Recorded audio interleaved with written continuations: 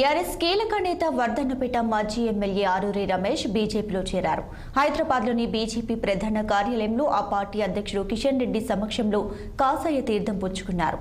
ఆయనకు కిషన్ రెడ్డి కండువ కప్పి పార్టీలోకి సాదరంగా స్వాగతం పలికారు. అనంతరం కిషన్ రెడ్డి మాట్లాడుతూ ఎమ్మెల్సీ కవితపై తీవ్ర విమర్శలైతే చేశారు.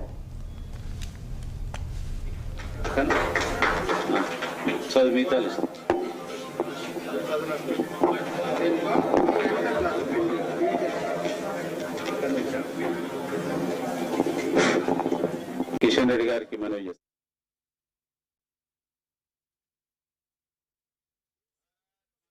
కవిత గారు ఢిల్లీలో ఈరోజు ఈడీ ముందు దర్యాప్తు ముందు నిలబడింది, అరెస్ట్ చేయడం జరిగింది.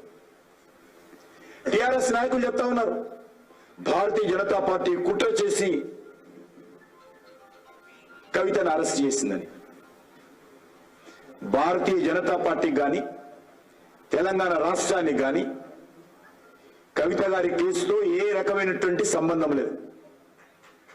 ఈ కేసు ఢిల్లీ రాష్ట్ర ప్రభుత్వానికి సంబంధించినటువంటి కేసు. ఈ కేసు ఢిల్లీ రాష్ట్రానికి సంబంధించినటువంటి కేసు. ఈ కేసుకు తెలంగాణకు ఏ రకమైనటువంటి సంబంధం లేదు, రాజకీయాలకు అసలే సంబంధం లేదు. ఏమైనా తెలంగాణ ప్రజలకు మేలు చేయడం కోసం ఢిల్లీలో బీరు బ్రాండ్ వ్యాపారం చేయడం కోసం వెళ్ళారా? కేసీఆర్ కుటుంబ సభ్యులు చెప్పారు. తెలంగాణకు మేలు చేయడానికో తెలంగాణ ప్రజలకు మేలు చేయడం కోసం వెళ్ళారా? వెళ్ళింది వారు, వ్యాపారం చేసింది వాళ్ళు.